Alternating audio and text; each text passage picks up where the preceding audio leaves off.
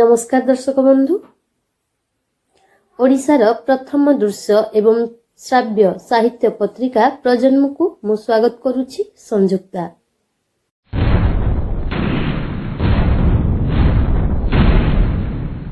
आंब बहुल बास चहटिलाणी, गछडु गछकु डेई नीड़ बसिबाकु आगभर हेलाणी हलदी बसंत। कोइलीर कुहुतान मनरे भरिदेलाणी बेपथु। अतएव बसंत आसीजिबार शुभ सूचना मिलिगलाणी। आसंतु दर्शक बंधु, बसंतर एई फगुबेला संध्यारे आमे आरंभ करिबा आजिर प्रजन्म को।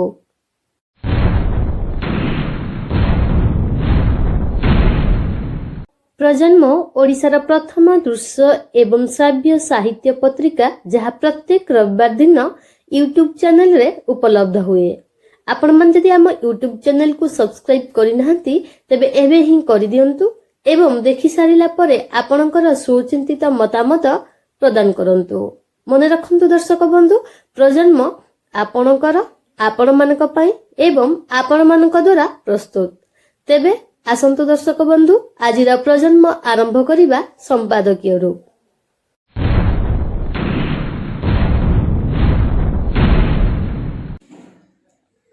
नमस्कार दर्शक बंधु। जड़े ज्ञानी मनुष्य भली चिंता कर किंतु लोक भाषा ताको व्यक्त कर। यह थिला विशिष्ट इंग्रेज कवि तथा नोबेल पुरस्कार प्राप्त W.B. येट्स उक्ति। साहित्य को पाठक ग्राह्य करिबा पई, पाठक मान पाखरे कालजयी करिबा पई मु भाबुची एबे समय आसीची ये उक्तिटी को कार्य लगेबा पई। ना आपण मन कोन भाबुचंते थोड़े चिंता करंतु ना। हाँ दर्शक बंधु, वेडनेसडे विथ देवानंद शीर्षक रे प्रजन्म जो कार्यक्रम प्रस्तुत करुला बेस किछि दिन हला ता बंद रही समय अभाव तथा किछि पारिपार्श्विक असुविधा पाई। अनेक दर्शक बंधु अनुरोध करिसेंति से कार्यक्रम को आरंभ करिबा पई। निकट भविष्यत रे मध्य आमे ता प्रसारण करिउ बोली स्थिर करिछु। आउ किछि दर्शक बंधु अनुरोध करिथिले एई कार्यक्रम रे प्रसारण करा जाउथबा इच्छामतीर अवशिष्ट कविता गुडी को अंतत प्रजन्म साहित्य पृष्ठ रे प्रसारण करा जाउ। सेमानकर मतामत को सम्मान दे आज ठारू प्रजन्मर संपादक पृष्ठ रे आमे इच्छामतीर बाकी थिबा अवशिष्ट कविता गुडी को क्रमान्वये प्रसारण करिउ बोली स्थिर करिछु। सेई न्याय रे आज इच्छामतीर 16तम कविता को आपण मानक सम्मुख को आमे नै आसिछु। इच्छामती 16 कविता। तमे पालटी जाइछ एबे भिन्न एक मनुष्य, परिवेश तम भिन्न, भिन्नतम पृथ्वीर चित्र। तम पाई नाही शोष नाही क्षुधा, रागरोष अभिमान, नाही दुख नाही सुख, नाही तो आनंद। ईश्वरंक पई आजन्म तपस्याटीए काटिला परिदिन, प्रिय पाई तपस्यारे कटुछि तम जीवन। तम साधनार पीठ एबे जमुना कूल अबा तमाल बन। तम साधनार पीठ एबे जमुना कूल अबा तमाल बन। जुगरु हेला जुगांतर, अकस्मात जमुना रे आसिला झड़। समुद्र लहड़ी जाकर जल, बक्षरे फुटिला तार एक नीलपद्म फूल। नीलपद्म प्रिय हेला जमुना जल, हाथ ठारी डाकिला। नीलपद्म प्रिय हेला जमुना जल, हाथ ठारी डाकिला। पद्म पाई पाद जल रे थापिल, पादर कटि जाए छुई गला जल। पद्म पाद पालटिला एक नील पाद।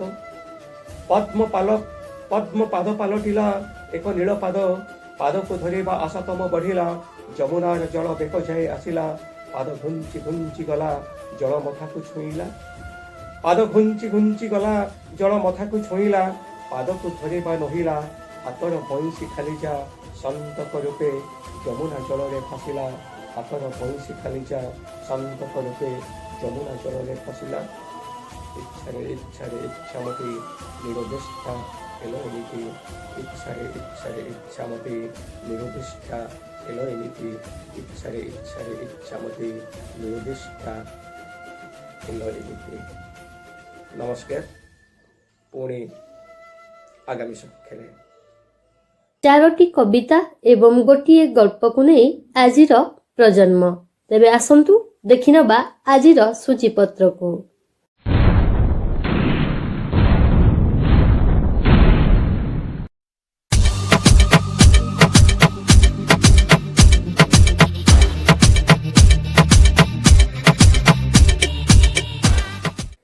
1957 मसीहा अक्टोबर 24 तारिख रे जन्मग्रहण करती डॉक्टर स्मृतिरेखा महांती एवं अवस्थान करती अमृता पैलेस सत्यनगर भुवनेश्वर।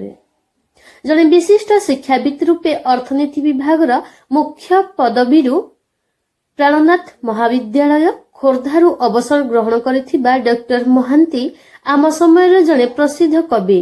एबे समय बितुची तांकर कविता लेखिबा एवं साहित्य पढ़िबारे।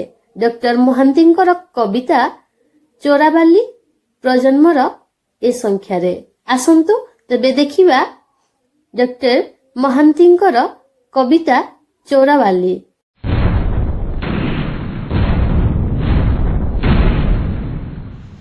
चोराबाली जीवनटा चोराबाली पाद तळु केमिति जे खसीगला धीरे धीरे अति धीरे केबे मो जानते अबा केबे अगोचरे आसीबो आसीबो भाबू आसी पुणी केबे चलीगला।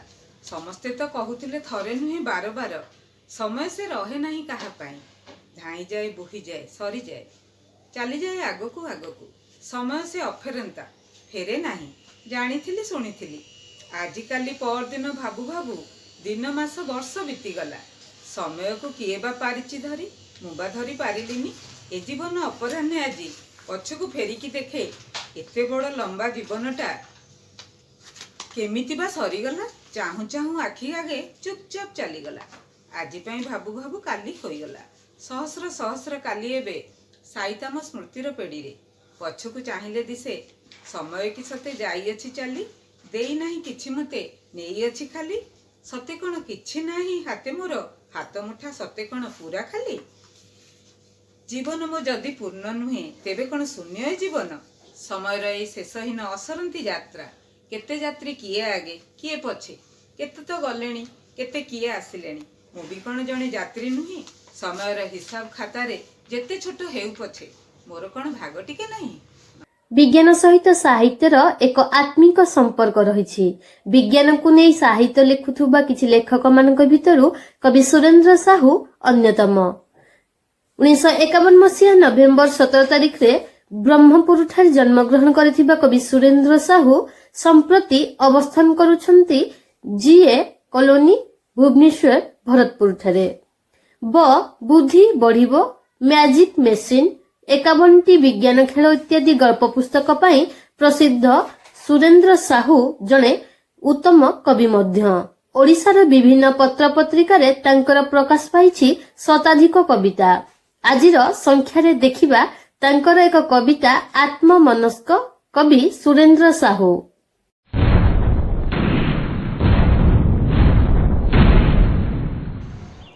नमस्कार प्रजन्म पर आज गोटे मोर कवितार शीर्षक आत्ममनस्क। आत्ममनस्क मंदिर को कहीं जीवा मंदिर को कहीं जीवा समर्पी देवाक फुलटिए देवता मथारे मंदिर को कहीं जीवा समर्पी देवाक फुलटिए देवता मथारे बरंग आस सुभाषित करवा आम हृदय मंदिर करुणा और प्रेम कुसुमरे कैंडेलटे जाली आलोकित करने आगरू क्रूशबिद्ध जीशुंक कोठरी को कैंडेलटे जाली आलोकित करने आगरू क्रूशबिद्ध जीशुंक कोठरी को आस आस ଆମ ହୃଦୟ କୋଠରୀକୁ କରିବା ଉଜ୍ଜଳ, ହଟେଇ ଦେଇ ସ୍ୱାର୍ଥ ଆଉ ଅହଙ୍କାରର ଅନ୍ଧକାର। ଆଣ୍ଠୁମାଡ଼ି ଆଲ୍ଲାଙ୍କୁ ଡାକିବା ଆଗରୁ ଆସ ଆସ ଥରେ ଶୁଣିବାକୁ ଚେଷ୍ଟା କରିବା ଆଉ କାହା ବିକଳ ଡାକ ଏବଂ ଆଣ୍ଠୁମାଡ଼ି ଉଠାଇ ଆଣିବା ଗାତ ଭିତରୁ ଅସହାୟ କୁକୁର ଛୁଆଟିକୁ। ନିର୍ବାଣର ପଥ ଆମେ ଖୋଜିବା କାହିଁକି? ମୁକ୍ତି ପରେ ମଧ୍ୟ ପୁନଶ୍ଚ ଏଠି ନିଜକୁ ହିଁ ପାଇବା। ନିର୍ବାଣ ନିଷ୍ପ୍ରୟୋଜନ, ବରଂ ଏ ପାପପୁଣ୍ୟ ପୃଥିବୀରେ ବାରମ୍ବାର ଜନ୍ମ ନେଉଥିବା ଏବଂ ବାରମ୍ବାର ନିଜକୁ ହିଁ ନିଜେ ଖୋଜୁଥିବା। ଧନ୍ୟବାଦ।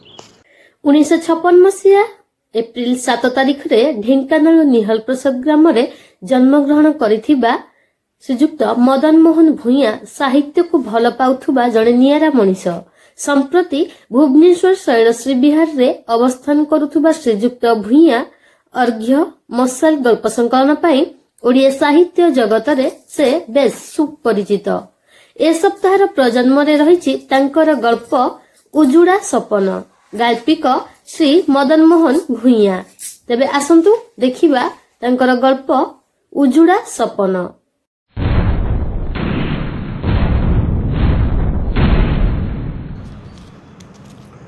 ଉଜୁଡ଼ା ସପନ। ଆଲୋ ଏ ଅଳପେଇଶାଣୀ ରମା, କୁଆଡ଼େ ଯାଇଥିଲୁ? ଖରା ବେଳଟା ଯାକ ସେଇ ଅଳପେଇଶା ଅଣ୍ଡିରା ଟୋକାଗୁଡ଼ାଙ୍କ ସାଙ୍ଗରେ ପାହାଡ଼ ଜଙ୍ଗଲ ଖୋଲରେ ବୁଲୁଛୁ। ହଇଲୋ ସଭା ଖାଇ, ସେ ଅଣ୍ଡିରା ଚଣ୍ଡିରାମାନଙ୍କ ସାଥିରେ ଡେଇଁ ଡେଇଁ ମରଦ ପାଲଟି ଯିବୁ କି? ସଞ୍ଜ ନଇଁ ଆସିଲାଣି। ଝର ପାଣିରେ ଗୋଡ଼ ହାତ ଧୋଇ ମା ବୃନ୍ଦାବତୀଙ୍କୁ ସଞ୍ଜ ସଳିତା ଟିକେ ଦେଇଦେ। ଅଧା କାନ୍ଥରେ ଥୁଆ ହୋଇଥିବା କାଚ ଡିବିରେ ଟିକେ କିରୋସିନି ପୁରାଇ ଜଳାଇ ଦେ। ଶିମିରଖୋଲ ଏକ ଆଦିବାସୀ ଗାଁ। ସେଇ ଗାଁର ଝିଅ ରମାର ବୟସ 10 ବର୍ଷ। ଡଉଲ ଡାଉଲ ଚେହେରା। ସିଏ ଦୁନିଆ ଜାଣିଲା ବେଳକୁ ତା ବାପା ମା 2 ଜଣ ଯାକ କେହି ନାହାନ୍ତି। ରମା ରହିଗଲା ତାର ଆଦରର ଆଈ ବୁଢ଼ୀ ସଜନୀ ପାଖରେ। ବଣ ଜଙ୍ଗଲ ଘେରା ଅପନ୍ତରିଆ ପାହାଡ଼ ଖୋଲରେ ଏକ ଆଦିବାସୀ ଗାଁ ଶିମିରଖୋଲ। ସଭ୍ୟତାଠାରୁ ବହୁ ଦୂରରେ। ବନ ସମ୍ପଦ ଘେରା ଏ ଗାଁଟି ସବୁଜିମାରେ ଭରପୁର। ତାରି କୋଳରେ ରମା ଭଳି ଅସଂଖ୍ୟ ଲଙ୍ଗଳା ଫୁଙ୍ଗୁଳା ଛୁଆ ବାଘ ଭାଲୁକୁ ଭୟ ନ କରି ନିଜ ଇଲାକାରେ ରାଜାରାଣୀ ହୋଇ ଖେଳନ୍ତି। ଦୁନିଆର କୌଣସି ବ୍ୟାଧି ସେମାନଙ୍କୁ ଗ୍ରାସ କରେ ନାହିଁ। ବଣମଲ୍ଲୀ ଫୁଲରେ ଗଜରା ବାନ୍ଧି, ଝରଣାର ସ୍ୱଚ୍ଛ ଜଳରାଶିରେ ବିହଙ୍ଗ କରି, ସୂର୍ଯ୍ୟଚନ୍ଦ୍ର ଆଲୋକରେ ଉଦ୍ଭାସିତ ହୋଇ ନିଷ୍କପଟ ନିଷ୍କଳଙ୍କ ଜୀବନଯାପନ କରନ୍ତି। ଛେଳି ମେଣ୍ଢା କୁକୁଡ଼ା ପଣ ରଖି ନିଜ ନିଜ ଭିତରେ ବାହାସାହା ହୋଇ ନିଜ ରାଇଜର ରଜାରାଣୀ ହୁଅନ୍ତି। ଶିମିରଖୋଲ ହାଟ ଆଜି ଖଚାଖଚ ଭିଡ଼। ଦଲାଲ ରାମଦୋରା ମାଇକ୍ ଲଗାଇ ପ୍ରଚାର କରୁଛି, ରାଜଧାନୀରେ ଏକ ବଡ଼ ସଭା ହେବ। ଯେଉଁମାନେ ସଭା ଆଉ ଶୋଭାଯାତ୍ରାରେ ଯୋଗ ଦେବାକୁ ଇଚ୍ଛୁକ ପାଖକୁ ଆସି ନାଁ ଗାଁ ଦିଅନ୍ତୁ। ଏଭଳି ସୁଯୋଗ ହାତଛଡ଼ା କରନ୍ତୁ ନାହିଁ। ଠାକୁର ଦେଖା କଦଳୀ ବିକା ଏକ ସଙ୍ଗରେ ହେବ। ଗୋଟିଏ ଦିନର ମଜୁରୀ ମିଳିବ। ଟ୍ରକରେ ବସି ଯିବ, ସେହି ଟ୍ରକରେ ଫେରିବ। ମାଗଣାରେ ଗାଡ଼ିରେ ଯାଇ ରାଜଧାନୀ ବୁଲିବା ହେବ। ତା ସାଙ୍ଗକୁ ତୀର୍ଥ ଭ୍ରମଣ। ଲିଙ୍ଗରାଜ, କେଦାରଗୌରୀ, ଖଣ୍ଡଗିରି, ଉଦୟଗିରି, ଧଉଳି, ନନ୍ଦନକାନନ ଇତ୍ୟାଦି ଇତ୍ୟାଦି। ମାଗଣା ଭୁରି ଭୋଜନ ମିଳିବ। ପୁଣି ରାତି ରାତି ଗାଡ଼ିରେ ବୁହା ହୋଇ ଆସି ଘରେ ପହଞ୍ଚିଯିବ। ଅସୁବିଧା କିଛି ନାହିଁ। ବିଭିନ୍ନ ରାଜନୈତିକ ଦଳ ସେମାନଙ୍କ ପୋଷା ଦଲାଲମାନଙ୍କ ଦ୍ୱାରା ଗାଁ ଗଣ୍ଡା ପୁରପଲ୍ଲୀ ଆଦିବାସୀ ବହୁଳ ଅଞ୍ଚଳରୁ ଗାଡ଼ି ପଠାଇ ସେହି ନିରୀହ ଜନସାଧାରଣଙ୍କୁ ରାଜଧାନୀର ରାଜରାସ୍ତା ଉପରେ ଛିଡ଼ା କରି ସେମାନଙ୍କ ଶକ୍ତି ପ୍ରଦର୍ଶନ କରନ୍ତି। ଏହା ଏକ ଚିରାଚରିତ ପ୍ରଥା। ଦଲାଲ ରାମଦୋରାର କମିଶନ ଅଛି। ଯେତେ ପିଲା ପିଚିକା ଟୋକା ଟୋକି ବୁଢ଼ା ବୁଢ଼ୀ ଯୋଗାଡ଼ କରି ପଠାଇବ, ସେମାନଙ୍କ ମୁଣ୍ଡ ପିଛା କମିଶନ ଟଙ୍କା ମିଳିବ। ନିରୀହ ଲୋକମାନଙ୍କୁ ରାଜଧାନୀ ବୁଲିବାର ଲୋଭ ଦେଖାଇ ପଇସା ରୋଜଗାର କରିବାର ଏକ ସରଳ ଉପାୟ। ମାଇକ୍ ପାଖରେ ଖଚାଖଚ ଭିଡ଼। ସଜନୀର ମନ ମଧ୍ୟ ଉଚ୍ଚାଟ ହେଲାଣି ରାଜଧାନୀ ଟିକେ ବୁଲି ଆସିବା ପାଇଁ। ରାଇଜର ରଜା ସେଠାରେ ରହୁଛନ୍ତି। ଆଲୁଅ କୋଠା ଠାକୁର ବାକୁର ଗାଡ଼ି ଘୋଡ଼ା ସବୁ ବିନା ପଇସାରେ ଦେଖିପାରିବ। ସଜନୀ ବୁଢ଼ୀ ମଧ୍ୟ 100ଟା ଅଣ୍ଡିରାଙ୍କୁ ଜବାବ ଦେଇପାରିବ। ତେଣୁ ସେ ସାହସ ବାନ୍ଧିଛି। ସେ ଯିବ, ନିଶ୍ଚୟ ଯିବ, ସାଙ୍ଗରେ ରମାକୁ ନେଇଯିବ। 2 ଦିନ ପରେ ସଜନୀ ବୁଢ଼ୀ ରମାକୁ ସାଙ୍ଗରେ ନେଇ ରାଜଧାନୀ ଯିବ। ଗଣ୍ଠୁଲି ବାନ୍ଧିଲାଣି। 2 ଖଣ୍ଡ ସୂତା ଶାଢ଼ୀ ତା ପାଇଁ ନେଇଛି। ରମା ପାଇଁ ନୂଆ ଫ୍ରକ୍ ପ୍ୟାଣ୍ଟ ହଳେ ରଖିଛି। ଦେହ ଘୋଡ଼ାଇ ହେବା ପାଇଁ 2 ଖଣ୍ଡ ମୋଟା ଚାଦର ନେଇଛି। ବଢ଼ୁଆଳ ପିଲାଟା 12-13 ବର୍ଷର ହେଲେ ମଧ୍ୟ 15-16 ବର୍ଷର ଝିଅ ଭଳି ଦେଖାଯାଉଛି। ଛାତିଟା ଟିକେ ଉଚ୍ଚା ଦେଖାଯାଉଛି ଯେ ଟୋକାଙ୍କର ନଜର ସେଠି। ଦଲାଲ ରାମଦୋରା ତାଗିଦ କରି କହି ସାରିଲାଣି, ଶିମିରିଖୋଲ ହାଟ ମୁଣ୍ଡରେ 2-4ଟା ଟ୍ରକ୍ ଠିଆ ହୋଇଛି। ଶୀଘ୍ର ବାହାରି ପଡ଼ିଲେ ଟ୍ରକ୍ ଛାଡ଼ିବ। ବହୁତ ଦିନ ପରେ ସଜନୀ ବୁଢ଼ୀ ଘର ଛାଡ଼ି ଦୂର ରାଇଜକୁ ଯାଉଛି। ଘରର ଢିଙ୍କିଆଟି ଆଣ୍ଟ କରି ଦେଇଛି। ମା ବୃନ୍ଦାବତୀକୁ ମୁଣ୍ଡିଆଟିଏ ମାରି ହାଟ ମୁଣ୍ଡକୁ ରମାକୁ ସାଙ୍ଗରେ ନେଇ ପହଞ୍ଚି ଗାଁ ମେମ୍ବର କାହ୍ନୁଆ ମା ସାଙ୍ଗରେ ଟ୍ରକରେ ବସି ସାରିଲାଣି। କାହ୍ନୁଆ ମା ରମା ମୁଣ୍ଡରେ ହାତ ଆଉଁସି ଦେଇ ସରାଗରେ କହିଲା, ମା ଛେଉଣ୍ଡ ଛୁଆଟାକୁ କାହିଁକି ସଜନୀ ଆଣିଲୁ? ଘରେ ଛାଡ଼ି ଦେଇ ଆସିଲୁନି? 2 ଦିନର କଥା। ଏତେ ଲୋକରେ ତାର ହାତ ଛାଡ଼ିବୁ ନାହିଁ? ନୂଆ ଜାଗା, ସହରୀ ଜାଗା, ଧୋବଧବଳିଆଙ୍କୁ ଜମା ବିଶ୍ୱାସ କରିବୁ ନାହିଁ ଲୋ ସଜନୀ। ସେମାନଙ୍କର 2 ପ୍ରକାର କଥା। ପେଟ ଭିତରେ ଗୋଟେ କଥା ଓ ପାଟିରେ ଆଉ ଗୋଟେ କଥା। ରାତି ସାରା ଟ୍ରକ୍ ଚାଲିଛି। ସାଇଁ ସାଇଁ ପବନ, ନିର୍ଜନ ରାସ୍ତା। ଭୋରୁ ଭୋରୁ ଟ୍ରକ୍ ଆସି ପହଞ୍ଚିଲା ରାଜଧାନୀ ଉପକଣ୍ଠରେ। ଗୋଟିଏ ବୁଦୁବୁଦିକିଆ ଜଙ୍ଗଲ ମଧ୍ୟରେ ଏକ ଛୋଟ ଝରଣା ବହି ଯାଉଛି। ସେହିଠାରେ ସମସ୍ତେ ନିତ୍ୟକର୍ମ ସାରି ଉପମା ଠୋଲେ ଠୋଲେ ଖାଇ ସଭା ଜାଗାକୁ ଯିବା ପାଇଁ ରାମଦୋରାର ନିର୍ଦ୍ଦେଶ।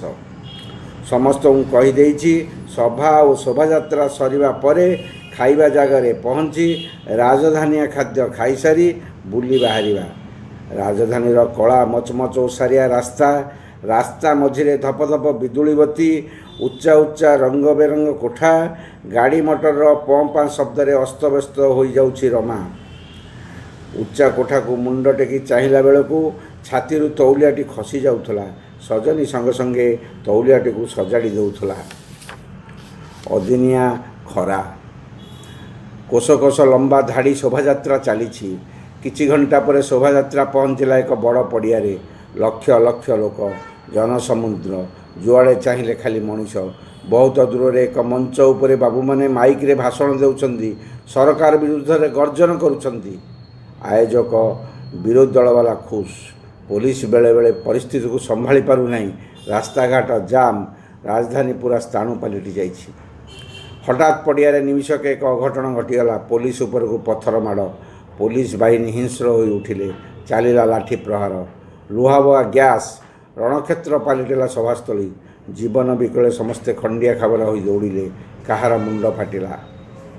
କିନ୍ତୁ ସଜନୀ ରମାକୁ ଗୋଟିଏ ଗଛ ମୂଳେ କୁଣ୍ଢାଇ ଧରିଥାଏ। ସଜନୀ ବୁଢ଼ୀ ଦେହରେ ପୋଲିସବାଲାଙ୍କ ଲାଠି ମାଡ଼ ବାଜି ଫୁଲି ଯାଇଥାଏ। ରମା ନିଃସହାୟ ଭଳି କାନ୍ଦୁଥାଏ। ବୁଢ଼ୀ ମା ତାର ପଣତ କାନିରେ ଲୁହକୁ ପୋଛି ଦେଉଥାଏ। ସଭାସ୍ଥଳୀ ଶୂନଶାନ୍। ମଞ୍ଚ ଉପରେ ଥିବା ବାବୁମାନେ କେଉଁଆଡ଼େ ଚାଲିଗଲେଣି। ମଞ୍ଚ ଭାଙ୍ଗି ଚୁରମାର। ଜନଶୂନ୍ୟ ପଡ଼ିଆ। ଖରାର ପ୍ରକୋପ, ପେଟର ଜ୍ୱାଳାରେ ଆଦିବାସୀ ବୁଢ଼ୀ ଓ ନାତୁଣୀର ତଣ୍ଟି ଶୁଖିଯାଇଛି। ସାଙ୍ଗସାଥୀମାନେ କେଉଁଆଡ଼େ ଗଲେ ଜାଣିବା କଷ୍ଟ। ଦୋରା ଦଲାଲ ଖୋଜ ଖବର ନାହିଁ। ଦୋକାନ ବଜାର ଆନ୍ଦୋଳନ ପାଇଁ ବନ୍ଦ। ଦୋକାନ ଖୋଲିଲେ କାହାଠାରୁ କିଛି ମାଗିଯାଚି ଆଣି ରମାକୁ କିଛି ଖାଇବାକୁ ଦେବ। ସଜନୀ ମନରେ ଦମ୍ଭ ବାନ୍ଧିଛି। ରମାକୁ ସାନ୍ତ୍ୱନା ଦେଇ କହୁଛି, ଆଲୋ ହେ ରମା, ଆମେ କେଉଁ ବଣ ଜଙ୍ଗଲରେ ନାହିଁ ଯେ ଆମକୁ ବାଘ ଭାଲୁ ଖାଇଯିବ। ଆମେ ପା ରାଇଜର ରଜାଙ୍କ ପାଖରେ ଅଛେ। ରଜାଙ୍କ ସହରରେ ସମସ୍ତେ ଭଲ ଲୋକ। ଆମେ ଭଲରେ ଖାଇ ପିଇ ଠାକୁର ଦେଖି ଗାଁକୁ ପଳାଇବା। ଏହି ସମୟରେ ହଠାତ୍ ଏକ କାର୍ ଆସି ସେହି ଗଛ ମୂଳରେ ଲାଗିଲା। ନିଷ୍କପଟ ବୁଢ଼ୀ କାଳିଆ ଠାକୁରଙ୍କ ଉଦ୍ଦେଶ୍ୟରେ ହାତ ଟେକି ଜୁହାର ହେଲା।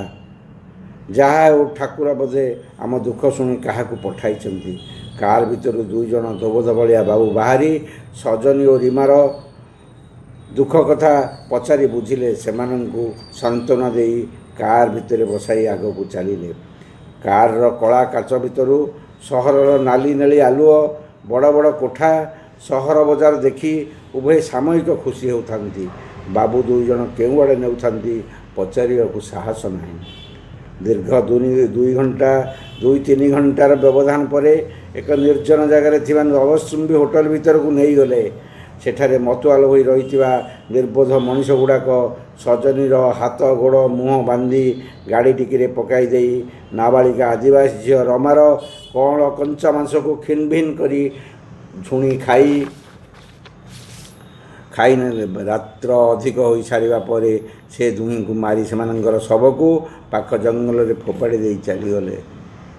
ଦୁଃଖିନୀ ସଜନୀ ଓ ରମାର କେତେ ସପନ ଉଜୁଡ଼ିଗଲା। ଆଦିବାସୀ ପରିବାରଟି ଏହି କ୍ରୂର ସମାଜରୁ ନିଶ୍ଚିହ୍ନ ହୋଇଗଲା। ଭ୍ରୂଣ ହତ୍ୟା, ନାରୀ ହତ୍ୟା ହିସାବରେ ରାଜ୍ୟରେ ଆଉ ଦୁଇଟି ନିଷ୍ପାପ, ନିର୍ଦ୍ଦୋଷ, ନିଷ୍କପଟ ମହିଳାଙ୍କ ନାଁ ଯୋଡ଼ି ହୋଇଗଲା। ଶିମିଳିଖୋଲ ଫାଣ୍ଡିରେ ପଞ୍ଚାନାମା ହୋଇ ଫାଇଲ ଭିତରେ ରହିଗଲା। ନମସ୍ତେ। 1962 ମସିହା ସେପ୍ଟେମ୍ବର 18 ତାରିଖରେ ବାଲେଶ୍ୱରଠାରେ ଜନ୍ମଗ୍ରହଣ କରନ୍ତି ସୁରେନ୍ଦ୍ର ପାଣିଗ୍ରାହୀ। ସେ ଓଡ଼ିଆ କାବ୍ୟ ସାହିତ୍ୟ ଜଗତ ପାଇଁ ଏକ ଶ୍ରଦ୍ଧାଶୀଳ ସ୍ପର୍ଦ୍ଧିତ ଉଚ୍ଚାରଣ। ତାଙ୍କ କବିତାରେ ଥାଏ ଯେଉଁ ମାନବୀୟ ମୂଲ୍ୟବୋଧ, ତାହା ତାଙ୍କୁ ପାଠକଙ୍କ ସମ୍ମୁଖରେ ଦେଇଥାଏ ସ୍ୱତନ୍ତ୍ର ପରିଚୟ। ସୁମଞ୍ଜୁଳ ଶବ୍ଦ ସଂଯୋଜନାରେ ସେ ପ୍ରେମରେ ଦେଇପାରନ୍ତି ଏମିତି ଏକ ରୂପରେଖ ଯେଉଁଠି ପାଠକ ହୁଏ ମୁଗ୍ଧ। ବୁନ୍ଦାଏ ଲୁହ, ଟୋପାଏ ଆଶ୍ୱାସନା ଏବଂ ମୁଠାଏ ବିଶ୍ୱାସ ହିଁ ତାଙ୍କ କବିତାର ଅନନ୍ୟତା, ଯାହା ପାଠକଙ୍କୁ କରେ ଅନାବନା। ପଞ୍ଜୁରୀ ପାଣିର ପକ୍ଷୀ, ସାରା ଆକାଶ ଅନ୍ଧାର, ଖାଳେଇ, ମେଘ ମେଘ ଆକାଶ ଇତ୍ୟାଦି ତାଙ୍କର କବିତା ସଂକଳନ। ଏ ସଂଖ୍ୟାରେ ତାଙ୍କ କବିତା ପତ୍ରଝଡ଼ା କବି ସୁରେନ୍ଦ୍ର ପାଣିଗ୍ରାହୀ।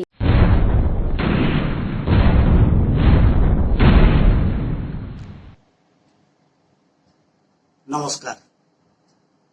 मोर कवितार शीर्षक पत्रझड़ा। केते थर आउ देखुथिबि दर्पण रे निज पत्रझड़ार प्रतिछवि। केते थर आउ लड़ुथिबि निज संगे अविमृश्यतार अमा अंधार रे। निज समय को नहीं मु लेखि चलीची निज पत्रझड़ार एक इतिहास। पत्रझड़ा तो बीतीगलाणी अनेक दिनरू।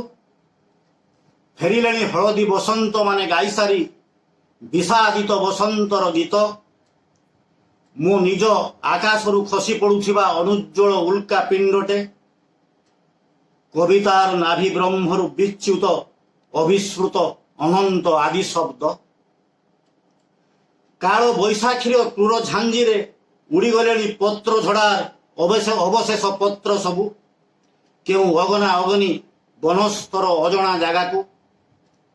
घन घोर बनानी रे बसीछि कुहुकिनी।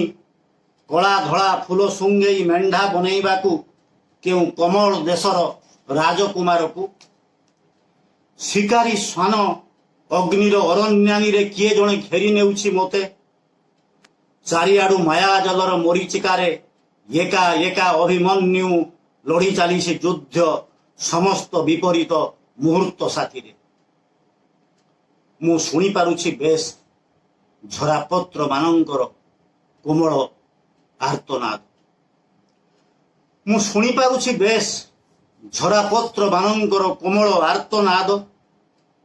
किए बा बुझिबो वृक्ष पर हलदिया पड़ी जाउथिबा पत्र मानंकर विधुर वेदना। ठुंटा डालरे बसी झिंकारीटीए गाई चलीछि पत्रझड़ार मर्मस्पर्शी करुण संगीत। मु तो एबे पत्रझड़ार पत्रटीए। देहरे सामर्थ्य बा काहि मोर उड़ी जिबाकू तुम मुकलित दुनिया मध्यकू। तुमे फूल फुटा फगुणर रंगीन पलाश।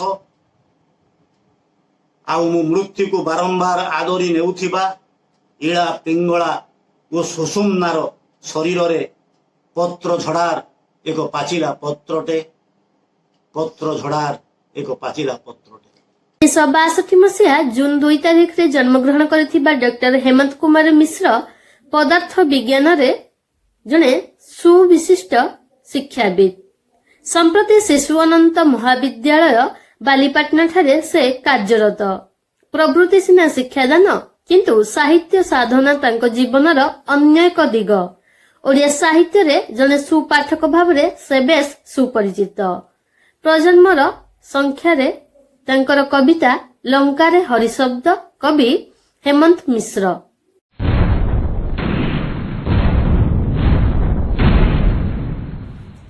नमस्कार।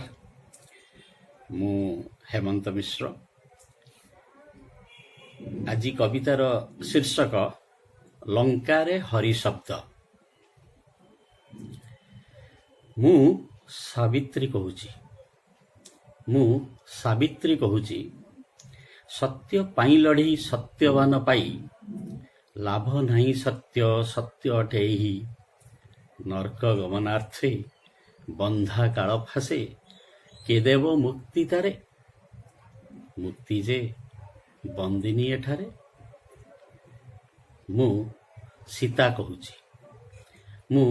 ସୀତା କହୁଛି, ଦୁଃଖର ସମୁଦ୍ରେ ଜୁଆର ଉଠୁଛି, ସୁଖ ନାବ ତୋର ଦୋହଲି ଯାଉଛି।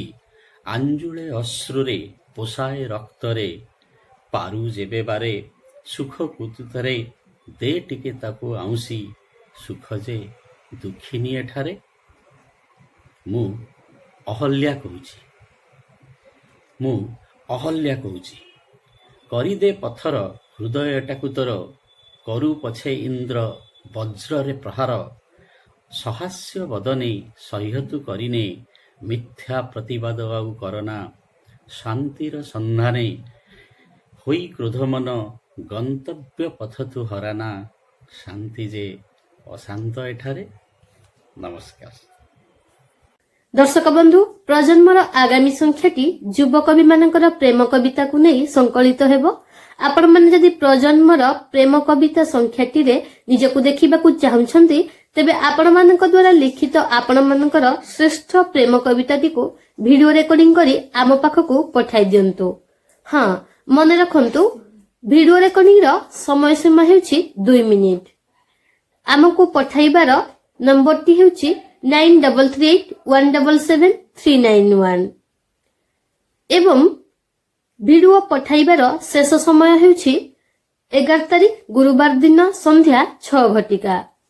ଏହି ସମୟସୀମା ମଧ୍ୟରେ ଆପଣମାନେ ଆପଣମାନଙ୍କର ଭିଡିଓଟିକୁ ପଠାଇ ପାରିବେ। ଏହା ବ୍ୟତୀତ ପାଠକମାନେ ମଧ୍ୟ ଭଲ ପାଉଥିବା ଯେକୌଣସି ସ୍ରଷ୍ଟାଙ୍କର ପ୍ରେମ କବିତାକୁ ଆବୃତ୍ତି କରି ମଧ୍ୟ ପଠାଇ ପାରିବେ। ତେବେ ଦର୍ଶକ ବନ୍ଧୁ, ଆଜି ତ ସମୟ ହେଇଗଲାଣି। ପୁଣି ଥରେ ଦେଖାହେବ ଆଗାମୀ ସପ୍ତାହରେ। ସେ ପର୍ଯ୍ୟନ୍ତ ବିଦାୟ ଦିଅନ୍ତୁ। ରହିଲି, ନମସ୍କାର।